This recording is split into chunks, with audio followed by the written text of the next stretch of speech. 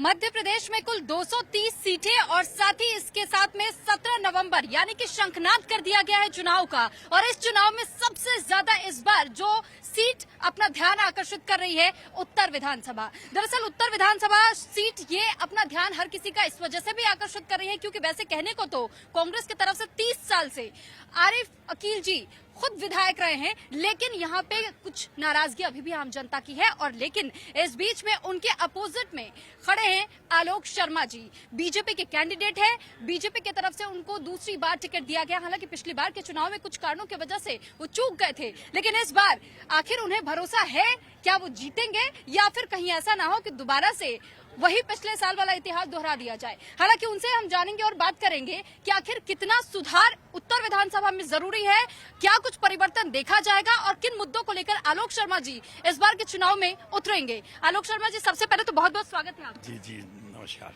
तो आलोक जी, देखिए उत्तर विधानसभा को लेकर हमने काफी कुछ सुना है कि जब चुनाव की बात आती है तो माइनॉरिटी और मेजोरिटी पर सवाल आ जाते हैं।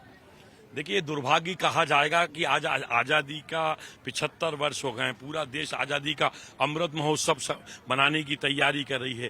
एक नई पीढ़ी का आगाज हो गया है। हम 21वीं सदी में जाना चाहते हैं, पर दुर्भाग्य कि आज देश और देश में मध्य प्रदेश और मध्य प्रदेश में भोपाल और भोपाल में भी पुराना भोपाल जो है, यहाँ का जो चुनाव होता है दलीय आधार पर नहीं होता। यहाँ का चुनाव कांग्रेस की गलत नीतियों के कारण, यहाँ का चुनाव कांग्रेस के विधायक की गलत नीतियों के कारण हमेशा यहाँ का विधानसभा का चुनाव मेजॉरिटी और माइनॉरिटी का होता है। बहुसंख्यक और अल्पसंख्यक मतदाताओं के बीच का यहाँ का चुनाव बना दिया गया है। यहाँ का चुनाव के अंदर कभी कोई डेवलपमेंट की बात नहीं होती, जबकि मैं समझता हूँ कि 2023 का चुनाव विकास के मॉडल को लेकर होना चाहिए। आखिर पूछना चाहिए जनप्रतिनिधि से कि आप विधायक हैं तो आपने क्या काम किया। सड़क की बात नहीं होती, बिजली की बात नहीं होती, सीवेज स्ट्रीट लाइट की समस्या की बात नहीं होती। केवल चुनाव आता है तो कांग्रेस के विधायक, कांग्रेस की गलत नीतियां इसको रंग देती हैं। बहुसंख्यक और अल्पसंख्यक मतदाताओं के बीच में ये शहर पड़ जाता है और जिसका खामियाजा आज पुराना भोपाल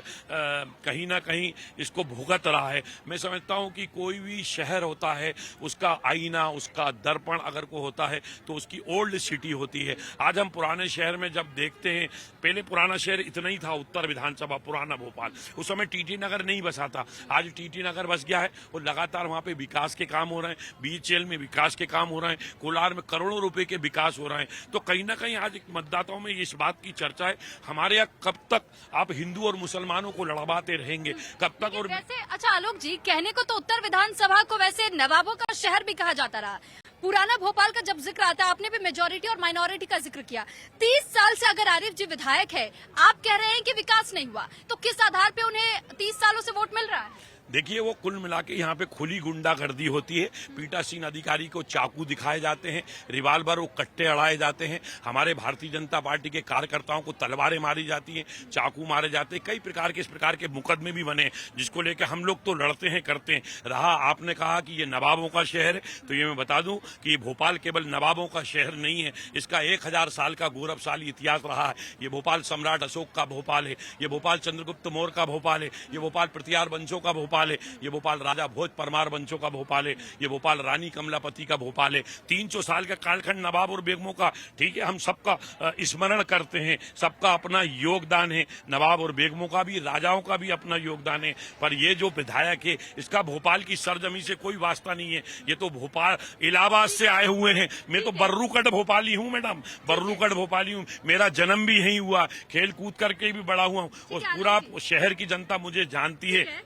लेकिन आलोक जी, आपने कहा कि 300 सालों का इतिहास, 1000 सालों का इतिहास, इसमें अंतर सिर्फ इतना समझ में आता है, हिंदू मुस्लिम का एंगल यहाँ भी हमें नजर आता है। लेकिन ये जरा बताइएगा कि इस बार में चुनाव का मुद्दा क्या वाकई एक बार फिर से सनातन ही होगा या कोई और विकास के मुद्दों पर भी बातचीत होगी, क्योंकि आपने विकास की बात की। मैं चाह रहा हूँ, हम आजादी का अमृत महोत्सव मनाने वाले हैं। हम चाहते हैं हमारा भोपाल स्मार्ट सिटी बने, हम चाहते हैं कि हमारा भोपाल हेरिटेज सिटी बने, डिजिटल सिटी बने, ग्लोबल सिटी बने। और यहाँ का जो इलेक्शन है वो विकास के मॉडल को लेकर हो। भोपाल की जनता ने मुझे 2 बार पुराने भोपाल से ही पार्षद बनाया। भोपाल की जनता ने 1 लाख से अधिक मतों से मुझे चुनकर भोपाल का प्रथम नागरिक बनाया, महापौर बनाया। आज देश के अंदर स्वच्छता में हमारा भोपाल मेरे महापौर कार्यकाल में दूसरे नंबर पे आया, देश की सबसे स्वच्छतम राजधानी बना। अगर आज भोपाल का लाल घाटी के ऊपर फ्लाई ओवर अगर बना है तो वो भारतीय जनता पार्टी की शिवराज सिंह चौहान की सरकार में बना है। इसलिए भोपाल की जनता हमको वोट करे। हमको वोट इसलिए करे कि जब हम महापौर बने थे तो पॉलिटेक्निक से डिपो तक जो स्मार्ट रोड बनाया है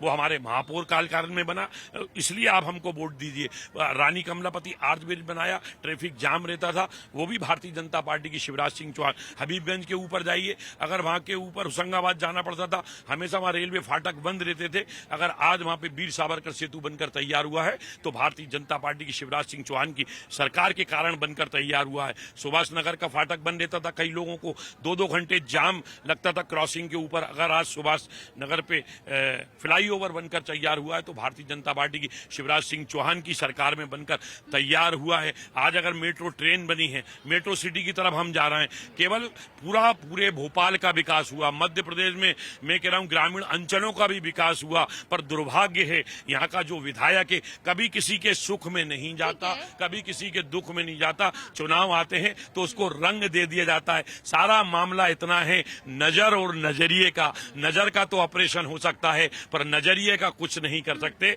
मैं समझता हूं जिस दिन ये मेजॉरिटी और माइनॉरिटी का चुनाव, माइनॉरिटी के लोगों से भी मैं कहना चाहता हूं, भोपाल के मुसलमानों से भी अपील करना चाहता हूं कि विचार तो करो कि आखिर हमारे बच्चे, आज 25 साल में सिंगापुर बन गया, 25 साल में दुबई बन गया, आज लाखों करोड़ का ट्रांजैक्शन होगा, एयरपोर्ट बन गया, परंतु पुराने शहर का विधानसभा का विकास नहीं हुआ। ठीक है, आप ये कह रहे हैं कि उत्तर विधानसभा का अभी भी विकास नहीं हो पाया है।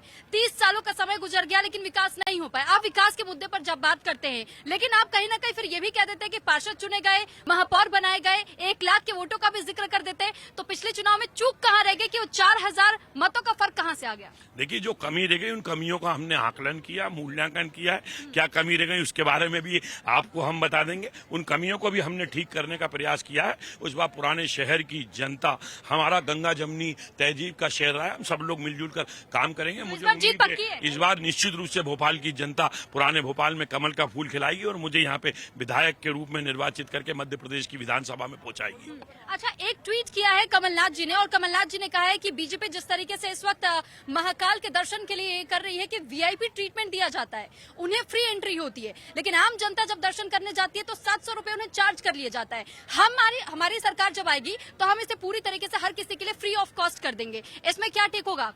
देखिए, आज महाकाल लोक भी बनकर तैयार हुआ है तो भारतीय जनता पार्टी की शिवराज सिंह चौहान की सरकार के अंदर हुआ है।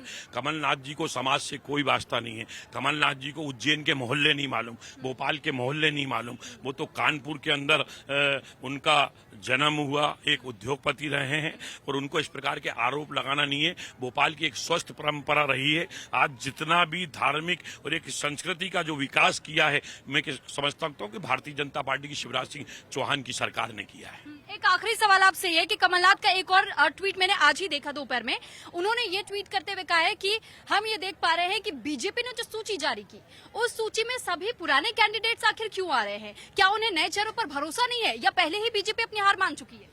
सबसे पहले तो अपना कांग्रेस को देख लें। आज कांग्रेस बूढ़ी हो चुकी है, कांग्रेस को हार्ट अटैक हो गया है, कांग्रेस को हार्ट फेल हो गया, कांग्रेस को टीबी और कैंसर जैसी बीमारी से ग्रसित है। अपने दल में देखें, अपने दल के अंदर तो भगदड़ मची हुई है, सब कांग्रेस छोड़ के भग रहे हैं। आज जो भारतीय जनता पार्टी ने सर्वे के आधार के ऊपर टिकट दिए हैं,